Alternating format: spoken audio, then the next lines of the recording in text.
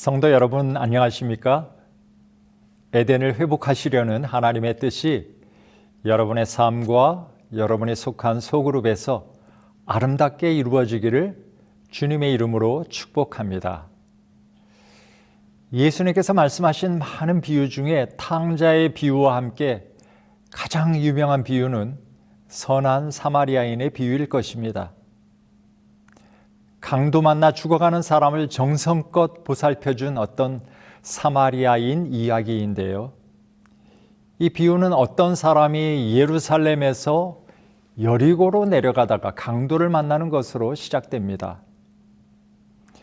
이 사람이 왜 예루살렘에 왔는지 또 여리고로 왜 가는지 아무 정보가 없습니다만 예루살렘은 성전이 있는 곳이기에 예배를 드리러 왔었다고 생각해도 무리는 아닐 것입니다. 그런데 이 사람이 여리고로 내려가는데요. 여리고를 예루살렘의 반대 개념으로 생각한다면 하나님을 떠나 세상으로 향하는 것으로 볼 수 있을 것입니다. 그래서 뭔가 불안하다 싶었는데 아니나 다를까 이 사람이 노상에서 강도를 만나 옷벗김을 당하고 맞아서 거의 죽을 지경이 됩니다. 여기서 강도는 사탄으로 적용할 수 있겠죠. 여러분, 우리가 하나님을 가까이 하지 않으면 사탄이 우리를 가까이 합니다. 그래서 야고보는 야고보서 4장 7절 8절에 마귀를 대적하고 하나님을 가까이 하라고 권합니다. 하와는 하나님께서 금하신 나무 가까이 갔다가 사탄이라는 강도를 만나 의의 옷이 벗겨지고 거의 죽게 되었습니다. 그 결과 마음의 기쁨이 사라지고 수치심과 두려움으로 가득 차게 되었습니다. 또 요셉과 마리아는 예루살렘에서 유월절을 지키고 나사렛으로 내려가는 길에 예수님을 잃어버린 적이 있습니다. 그때 그들은 사흘을 근심하며 예수님을 찾아야 했습니다. 여러분, 어떻게 하면 예루살렘에서 무사히 내려갈 수 있을까요? 정답은 예수님과 함께 내려가는 것이죠. 예루살렘에서 얻은 은혜와 평안을 빼앗기 위해 내려가는 길에서 기다리고 있는 강도로부터 어떻게 안전을 보장받을 수 있을까요?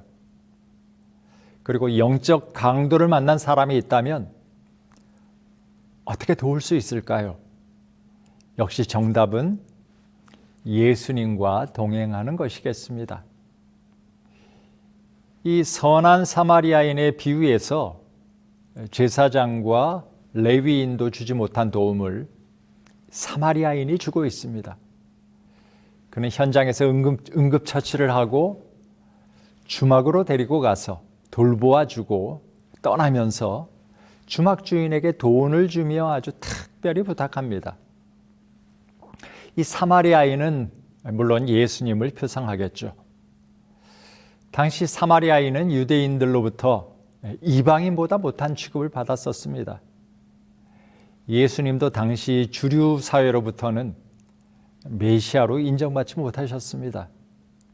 이사야의 예언처럼 멸시를 받아 사람들에게 버림을 받으셨습니다. 그러나 예수님은 주위의 시선이나 인정 여부와 상관없이 그분의 사명을 다하셨습니다. 그래서 저와 여러분의 구주가 되셨습니다. 그러므로 사마리아인이 어떻게 했는지를 잘 살핀다면 우리가 어떻게 예수님과 동행할 수 있을지, 어떻게 영적 강도인 사탄을 만나서 고통당하는 사람을 도울 수 있을지 알 수 있을 것입니다. 그래서 이 시간 함께 이 사마리아인의 행적을 살펴보려고 합니다. 이 사마리아인의 행동은 크게 사건 현장에서 한 행동과 주막에서 한 행동으로 나눌 수 있습니다. 사건 현장에서는 응급처치가 이루어졌고 본격적인 돌봄은 주막에서 이루어졌습니다. 그리고 사마리아인이 떠난 이후에도 그 주막에서의 돌봄은 이어졌습니다. 저는 이 돌봄의 장소가 된 주막을 주목해 보았습니다. 여러분, 이 사마리아인이 강도 만나 죽어가는 사람을 왜 병원에 데려가지 않고 주막으로 데려갔을까요? 물론 병원은 없고 일반 가정집으로 데려갈 수도 없고 해서 주막으로 데려갔겠죠. 저는 이 예루살렘과 여리고 사이, 교회와 세상 사이에 있는 이 주막에서 소그룹의 사명과 역할을 보았습니다. 여러분, 소그룹은 세상에서 악에 빠지지 않고 거룩하게 보존되기를 바라시는 요한복음 17장의 예수님의 뜻을 받드는 곳입니다. 그리고 사탄에게 괴롭힘 당하고 있는 자들을 돌보기 위해 존재하는 곳입니다. 예수님께서 그냥 툭 던져두시고 너희가 알아서 하라고 하지 않으시고 그 주막에서 친히 밤새도록 돌보아 주셨습니다. 여러분, 예수님은 강도 만난 자를 소그룹에서 친히 돌보시는 분이십니다. 세상에서 영적으로 지친 영혼들을 돌보는 곳이 소그룹입니다. 주막은 원어로 판도케이온인데요. 모든이라는 뜻의 파스와 영접하다는 뜻의 데코마이를 합성한 단어입니다. 즉 모두를 영접하고 환영하는 장소가 주막입니다. 소그룹은 모두가 환영받고 모두가 회복을 경험하는 곳입니다. 그런데 이 판도케이온이라는 단어는 거의 모든 번역 성경이 여관으로 번역했습니다. 그런데 유독 우리가 사용하는 개정역과 이 개역 성경만 주막으로 번역해 놓았습니다. 저는 이 주막이라고 번역한 것도 매우 의미 있는 번역이라고 생각합니다. 왜냐하면 주막에서 이루어지는 것 중에 이 긍정적인 요소가 있기 때문입니다. 여러분, 주막하면 떠오르는 이미지, 술 마시는 장소 있죠. 외로운 사람도 가고 슬픈 사람도 가고 괴로운 사람도 가고 마을 주민도 가고 나그네도 가고 가난한 사람도 부담 없이 갈 수 있는 그야말로 모든 사람에게 열린 공간입니다. 그곳에서는 처음 보는 사람도 금방 친해져서 호형호재하게 되고요. 싸워서 원수졌던 사람도 울고 웃다가 화해가 되는 곳입니다. 소극적인 사람도 적극적으로 변하고 말 한마디 못하던 사람도 어디서 용기가 났는지 많은 말을 쏟아내는 곳입니다. 무엇이 주막을 이런 장소가 되게 했을까요? 술의 힘이겠죠. 술은 주로 누가 마시나요? 맨정신으로 말하기 어려운 사람이 마음을 터놓고 이야기하고 싶을 때 마실 것입니다. 술은 이성을 마비시키는 기능을 가지고 있어서 부끄러움을 모르게 합니다. 벌거벗었으나 부끄러워하지 않았던 에덴의 기능의 일부를 이 술기운으로 모조하는 것입니다. 그래서 평소 하지 못했던 말과 행동을 하게 합니다. 가슴에 응어리진 사람들이 풀어내고 서로 말을 하고 들어주면서 슬픔과 아픔을 서로 위로해주는 분위기가 형성됩니다.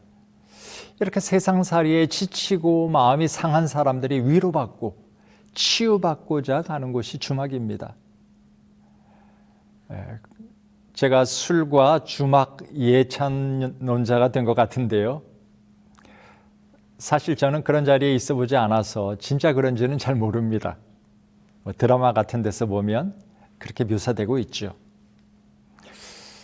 그런데 사실 술은 부작용의 피해가 너무 큽니다. 이성이 작동하지 않게 되기 때문에 큰 싸움이 나기 쉽고 술이 깬 다음에 그 허전함 때문에 이 술 의존증 환자가 되기 쉽습니다. 그래서 성경은 술의 위험성을 경고하고 거룩함을 추구하는 자에게는 금하도록 요구하셨습니다.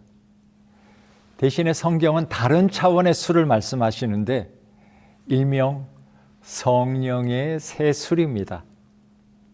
오순절 성령의 임재를 경험한 이들이 여러 지역말로 복음을 전하자 다 놀라워 당황해 했습니다. 그리고 사도행전 2장 13절에 보면 새 술에 취하였다고 조롱합니다. 여러분, 성령님은 아무 부작용 없이 술이 가져다 준 이 긍정적인 변화를 가져다 주십니다. 두려움에 떨던 제자들이 성령의 새 술에 취한 후 담대하게 예수님을 증거했습니다. 말이 통하지 않던 외국인과도 말이 통하게 되었어요. 이날 침례받은 자들이 모인 이 소그룹은 성령의 주막이 되었습니다. 여러분, 주막은 특별히 마음의 치유가 일어나는 곳입니다. 강도 만난 사람은 하나님께 벌 받았다고 생각할 수도 있었습니다. 제사장이 지나가고 레위인이 지나가는데도 아무 도움을 주지 않아요. 아마 큰 충격을 받았을 것입니다. 사탄은 너는 하나님께 나아갈 자격이 없고 하나님도 받아주시지 않을 거야 라고 속삭입니다.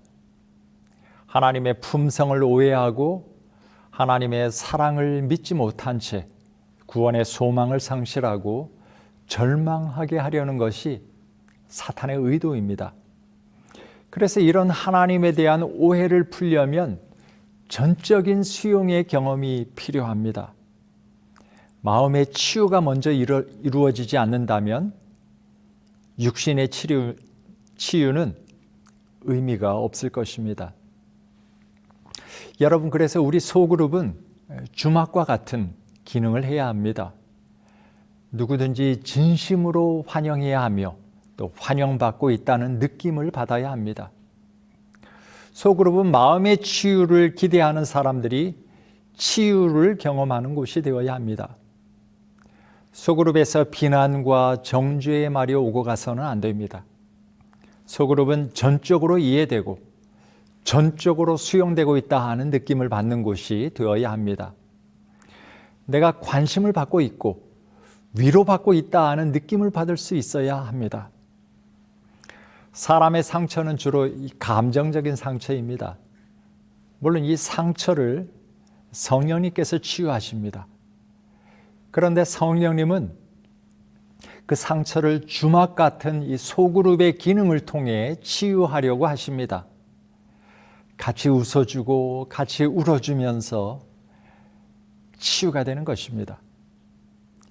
여러분이 속한 소그룹이 주막과 같이 모두가 진심 어린 환영을 받고 치유와 회복이 일어나는 소그룹이 되기를 우리 주님의 이름으로 간절히 축복합니다.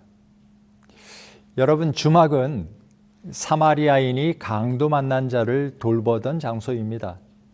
그리고 그 일을 계속하도록 부탁받은 곳입니다. 그러므로 선한 사마리아인이 행한 것은 우리 소그룹들에서 이루어져야 할 것들입니다.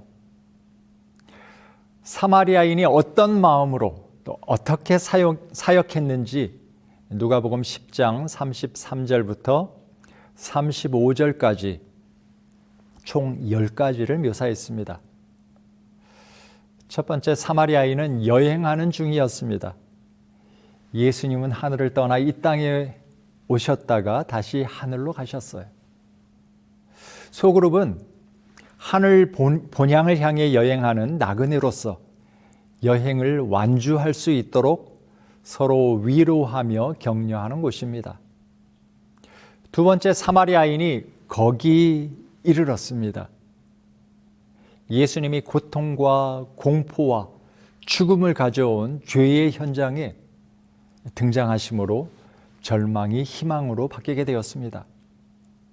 소그룹은 소그룹 원이 있는 곳에서 희로애락을 함께 나누며 실제적인 도움을 주고받는 곳입니다. 세 번째, 사마리아인이 그를 보았습니다.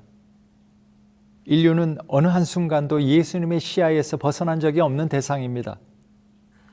소그룹은 서로의 아픔과 슬픔과 외로움과 실제적인 필요에 눈을 감지 않는 모임입니다. 네 번째, 사마리아인은 불쌍히 여겼습니다. 예수님의 마음은 한마디로 불쌍히 여기는 마음이었습니다. 헬라어로 스플랑크니조마이라는 단어는 사랑의 아주 가장 강한 감정을 표현할 때 사용되었습니다. 탕자가 돌아올 때 아버지의 마음이 이 마음이었어요. 이 단어의 특징은 사람으로 가만히 있게 하지 못하고 어떤 반응을 하게 한다는 것입니다. 탕자를 향해 달려가게 만들었고요. 위험을 무릅쓰고 또 손해를 무릅쓰고 강도 만난 자를 돌보게 했습니다.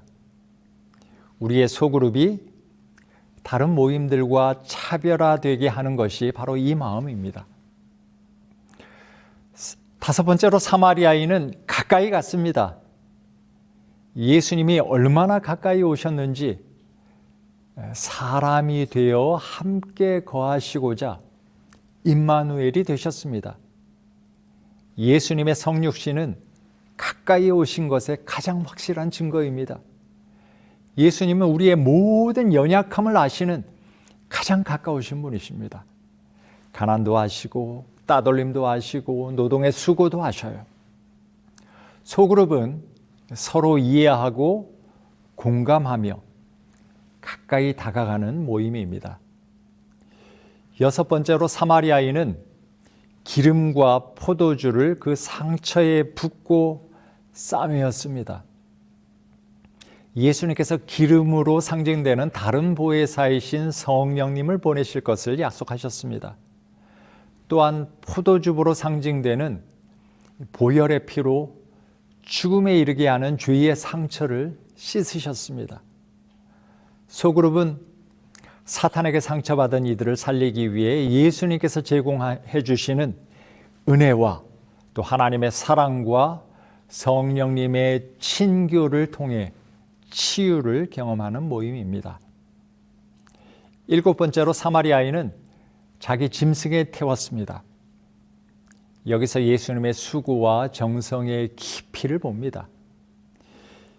예수님께서는 우리를 위해서 자기 짐승에서 내리셔서 험한 길을 보행하는 것을 자원하셨습니다. 예수님께서 험한 길을 걸으심으로 대신 우리는 편안하게 그 험한 곳을 통과할 수 있었습니다. 이사야는 이사야 53장 5절에 그가 찔림은 우리의 허물 때문이요 그가 상함은 우리의 죄악 때문이라. 그가 징계를 받음으로 우리는 평화를 누리고 그가 채찍에 맞음으로 우리는 나음을 받았도다 하고 찬양했습니다.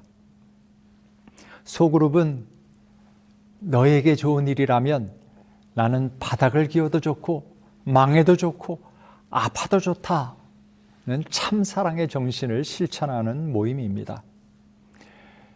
여덟 번째로, 사마리아인은 주막으로 데리고 가서 돌보아 주었습니다. 오늘 이 부분에 대해서 집중적으로 말씀드렸습니다. 아홉 번째로, 사마리아인은 그 이튿날에 그가 주막 주인에게 데나리온 2를 내어주며 이르되 이 사람을 돌봐주라고 했습니다. 당시 숙박비가 32분의 1 데나리온이었다고 합니다. 그러니까 적어도 2달치 숙박비를 미리 내준 것입니다. 예수님은 교회에서 서로 세워주라고 은사를 주셨습니다. 소그룹은 이 은사들이 가장 효과적으로 활용될 수 있는 장소입니다. 열 번째로, 사마리아인은 비용이 더 들면 내가 돌아올 때에 갚으리라고 했습니다. 끝까지 책임지시는 예수님의 모습을 보여주십니다. 소그룹은 예수님 주신 사명을 받들어서 죽어가는 자들을 돕는 곳입니다. 그렇게 하다 보면 예수님을 기쁨으로 맞이할 수 있을 것입니다.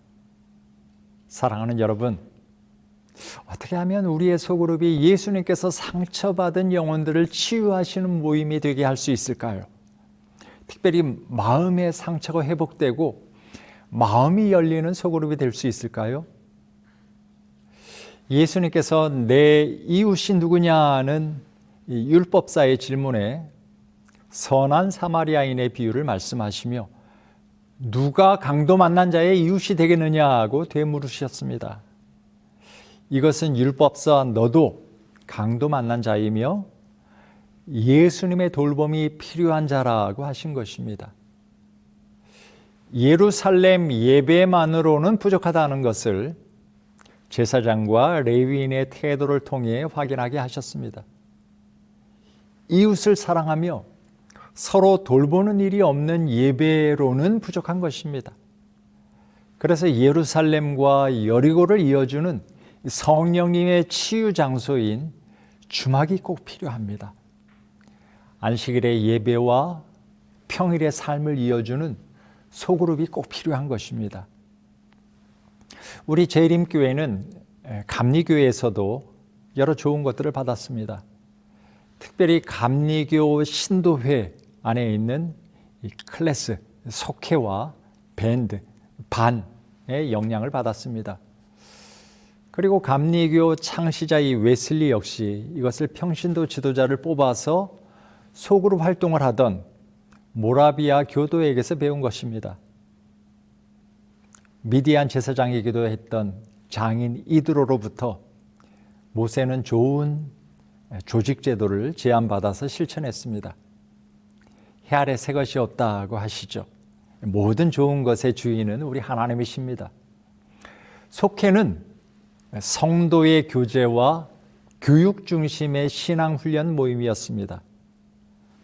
반은 내면에 대한 철저한 성찰과 죄의 상호 고백, 영혼에 대한 상호 엄격한 감독을 통한 신앙 고백적 영성훈련 모임으로 운영되었습니다.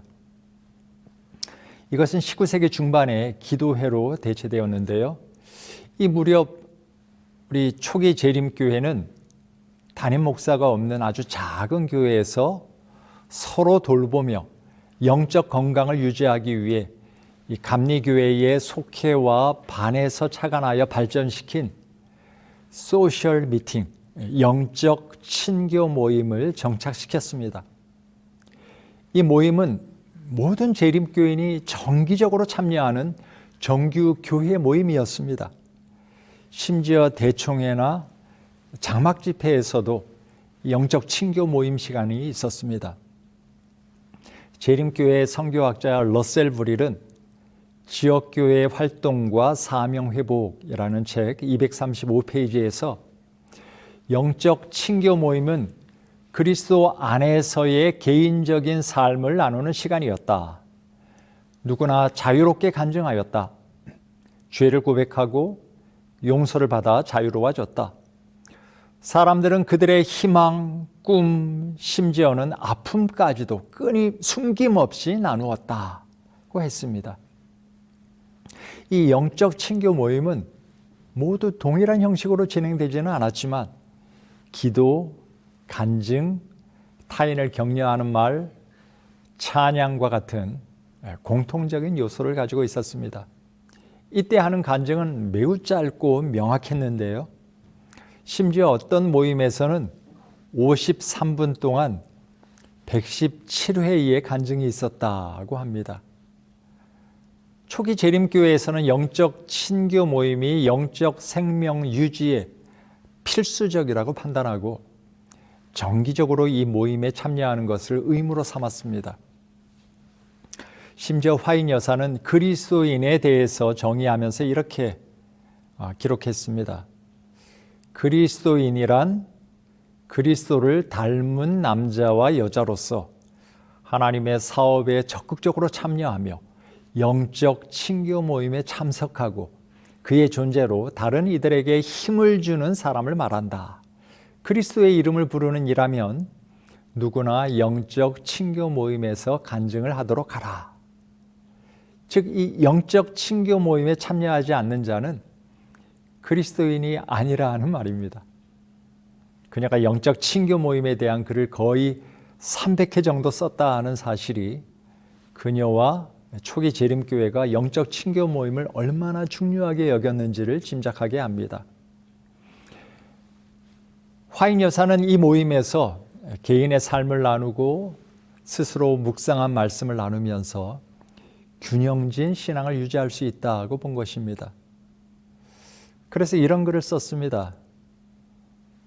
모든 사람이 영적 친교 모임의 가치를 깨달아야 한다. 그들은 자신의 믿음을 고백하는 방법과 기도하는 법, 찬양하는 법, 하나님께 영광을 돌리는 법을 배울 필요가 있다. 그렇지 못할 때 그들은 한쪽에 치우친 경험만 하게 될 것이다. 그래서 엘렌 화이트는 이 영적 친교 모임을 단조로운 모임이 되지 않도록 이끄는 방법에 대해서도 조언했습니다. 간증은 짧고 긍정적이어야 한다. 간증은 즉석에서 나오는 것이 아니라 미리 준비된 것이어야 한다. 모임을 인도하는 사람은 어느 한 사람이 시간을 독점하거나 건조하고 형식적인 간증이 계속되지 않도록 주의를 기울여야 한다. 절대로 불평이나 어두움의 씨앗을 심는 시간이 되지 말아야 한다. 영적 생명력이 넘치는 모임이어야 한다. 이처럼 화인 여사는 영적 친교 모임을 통해 신자들이 서로 나누면서 하나 되는 영적으로 살아있는 모임이 되기를 진심으로 원했습니다. 서로 죄를 구하며 용서와 진정한 자유를 경험하게 되기를 원했습니다. 그녀는 이 모임에서 깊은 감동을 받았고 또 이 모임에 하나님의 역사가 이어지리라 기대했습니다. 영문시조 1880년 5월 6일자에 이런 글을 썼습니다. 오늘 아침 5시에 가진 영적 친교 모임은 지금까지 해온 모임 중 가장 좋은 시간이었다. 형제가 형제에게 무릎을 꿇고 잘못을 고백하였다.